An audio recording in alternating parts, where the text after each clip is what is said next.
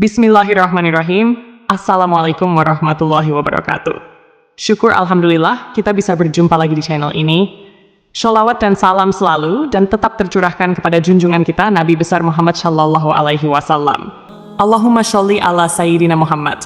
Harapan dan doa saya, semoga saudaraku semuanya selalu diberikan kesehatan, dilapangkan rezekinya, diampuni dosa-dosanya, dan dipanjangkan umurnya. Amin ya Rabbal Alamin. Sahabat beriman yang dirahmati Allah, dalam 5 rukun Islam, salat adalah rukun pertama yang wajib dikerjakan. Ibadah salat juga merupakan tiang agama. Salat adalah kewajiban bagi setiap umat Islam sebagai bukti kecintaan kita kepada Allah. Ada 5 waktu salat wajib yang tidak boleh ditinggalkan, yaitu salat subuh, zuhur, asar, maghrib, dan isya. Jika ditinggalkan, maka akan mendapatkan dosa besar. Meskipun berada dalam kondisi yang tidak memungkinkan, salat adalah hal yang wajib dikerjakan. Meskipun tidak bisa berdiri, maka dibolehkan untuk duduk. Jika tidak bisa duduk, maka diperbolehkan berbaring, bahkan bisa dikerjakan dengan hati. Karena itu, sangatlah tidak logis apabila seseorang mengaku beriman kepada Allah, namun meninggalkan ibadah yang berfungsi sebagai tiang agama. Di berbagai dalil Al-Quran maupun hadis, Allah Subhanahu wa Ta'ala serta Rasulullah Shallallahu Alaihi Wasallam telah menetapkan dengan jelas mana salat yang wajib dan sunnah. Namun meskipun demikian, masih banyak yang menyepelekan salat. Rasulullah Shallallahu Alaihi Wasallam bersabda, "Inti dari segala perkara adalah agama Islam, dan tiang penopangnya adalah salat." Hadits riwayat Tirmidzi. Meskipun salat merupakan tiang agama, namun bagi segelintir muslim saat ini, kedudukan tersebut kerap kali dianggap enteng. Alhasil, salat yang seharusnya mampu mendatangkan pujian dari Allah justru berubah menjadi ibadah yang sangat dibenci oleh Allah dan Rasul-Nya. Bagaimana tidak, esensi utama dalam salat adalah mencari ketenangan dan kekhusyukan. Mengerjakan salat harus dengan ketenangan dan kekhusyukan, atau yang biasa disebut dengan tumakninah. Salat tanpa tumakninah bisa menghilangkan ruh dari salat itu sendiri. Parahnya, salat yang seperti cacing kepanasan atau terburu-buru tanpa menyertai tumakninah sering terjadi di sekitar kita. Ada hadis yang perlu kita ketahui, di mana Rasulullah pernah mengibaratkan orang yang salat tanpa tumakninah sama dengan kejahatan seperti seorang pencuri.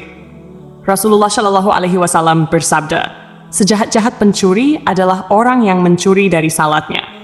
Para sahabat bertanya, "Wahai Rasulullah, bagaimana dia mencuri dari salatnya?"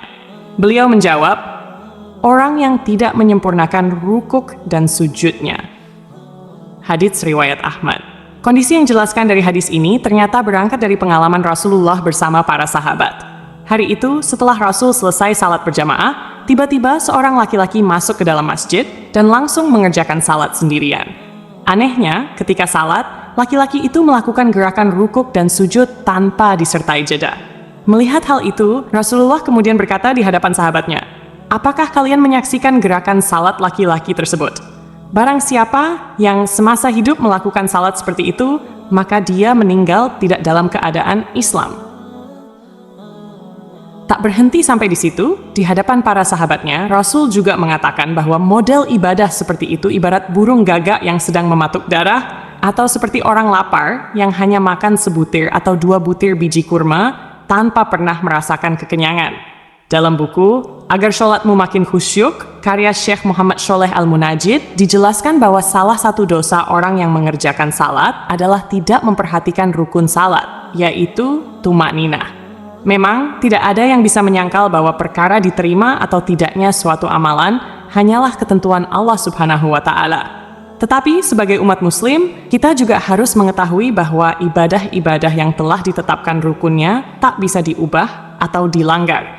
Oleh sebab itu, dalam salat pun tidak boleh sembarangan menunaikannya. Ada cara dan tuntunan yang harus sesuai dengan ajaran Nabi Muhammad Shallallahu Alaihi Wasallam. Dalam suatu hadis, Rasulullah Shallallahu Alaihi Wasallam bersabda, "Sesungguhnya, pertama kali yang dihisab atau diminta pertanggungjawaban dari segenap amalan seorang hamba di hari kiamat kelak adalah salatnya. Bila salatnya baik, maka beruntunglah dia. Namun, bila mana salatnya rusak, sungguh kerugian akan menimpanya." Rajin menjalankan salat tentu merupakan hal yang sangat baik dan mulia, namun tidak serta-merta menjamin seseorang menjadi hamba yang dekat dengan Allah Subhanahu wa Ta'ala. Lalu, Siapakah orang-orang yang rajin salat, namun justru jauh dari Allah? Dan seperti apa ciri-cirinya? 1. Orang yang lalai dalam salat. Sekalipun salat merupakan tiang agama, ternyata ada jenis salat yang sangat dibenci oleh Allah, yaitu salat yang dikerjakan dengan lalai. Pada hari kiamat nanti, ada banyak orang yang membawa salatnya kepada Allah, lalu salat mereka dilipat-lipat seperti pakaian yang kumal, kemudian dilemparkan ke wajah mereka. Allah tidak menerima salatnya. Bahkan ada yang celaka dengan salatnya, sebagaimana firman Allah dalam surah Al-Ma'un ayat 45. Maka celakalah bagi orang-orang yang salat, yaitu orang-orang yang melalaikan salatnya. Rasulullah Shallallahu Alaihi Wasallam juga pernah bersabda, akan datang pada umat Muhammad suatu zaman, banyak orang yang merasakan dirinya salat, padahal mereka sebenarnya tidak salat. Perintah salat adalah untuk mengingat Allah Subhanahu wa Ta'ala, sebagaimana disebutkan dalam surah An-Nisa ayat 43, sehingga kamu mengetahui apa yang kamu ucapkan. Yang dimaksud lalai adalah tidak mengetahui maksud apa yang dibaca dan dikerjakan dalam salat, atau tidak memperhatikan syarat, rukun, dan ketentuan-ketentuan lainnya. Akibatnya, yang diperoleh hanyalah kelelahan tanpa pahala. Rasulullah Shallallahu Alaihi Wasallam bersabda, berapa banyak orang yang salat, keuntungan yang diperoleh hanyalah payah dan letih. Salat seperti ini tidak akan menambah dekat kepada Allah, bahkan bisa menjauhkan. Rasulullah menegaskan, barang siapa yang salatnya tidak dapat mencegah perbuatan keji dan mungkar, maka tiada bertambah baginya kecuali semakin jauh dari Allah. Orang yang suka menggunjing orang lain. Allah Subhanahu wa Ta'ala berfirman dalam surah Al-Mudaththir ayat 42-48. Apakah yang memasukkan kalian ke dalam neraka sakar? Mereka menjawab, kami dahulu tidak termasuk orang-orang yang mengerjakan salat, dan kami tidak pula memberi makan orang miskin. Kami juga suka membicarakan hal yang batil bersama orang-orang yang membicarakannya, dan kami mendustakan hari pembalasan hingga datang kepada kami kematian. Dalam ayat ini, salah satu penyebab seseorang masuk neraka adalah suka membicarakan kejelekan orang lain. Orang yang salat, namun suka membicarakan aib orang lain, akan ditempatkan di neraka sakar. Allah melarang perbuatan ini, sebagaimana firman-Nya dalam surah Al-Hujurat ayat 12. Wahai orang-orang yang beriman, jauhilah banyak dari prasangka, karena sebagian prasangka itu dosa. Janganlah mencari-cari kesalahan orang lain, dan janganlah menggunjing satu sama lain. Adakah seseorang di antara kalian yang suka memakan daging saudaranya yang sudah mati? Maka tentulah kalian merasa jijik kepadanya. Bertakwalah kepada Allah, sesungguhnya Allah Maha Penerima Taubat lagi Maha Penyayang. 3. Orang yang acuh pada sesama. Allah Subhanahu wa Ta'ala berfirman, sesungguhnya aku hanya akan menerima salat orang-orang yang merendahkan dirinya karena kebesaranku, menahan dirinya dari hawa nafsu karena aku, dan mengisi sebagian waktu mereka untuk mengingatku. Orang yang acuh pada sesama, tidak peduli terhadap kebutuhan orang lain, atau hanya fokus pada dirinya sendiri, menunjukkan bahwa esensi salat belum diterapkan dalam kehidupannya. Salat seharusnya mendidik manusia untuk lebih peduli, merendah hati, dan berbuat kebaikan kepada sesama.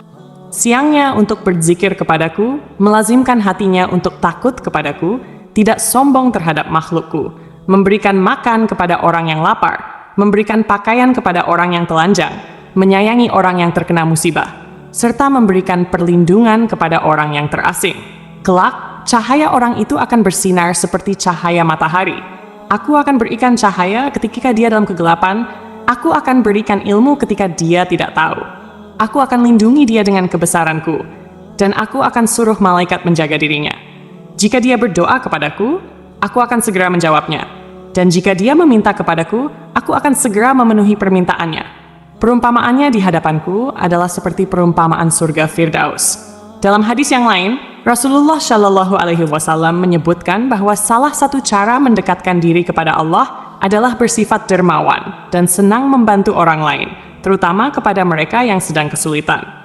Rasulullah Shallallahu Alaihi Wasallam bersabda, orang yang dermawan dekat dengan Allah, dekat dengan manusia, dan dekat dengan surga.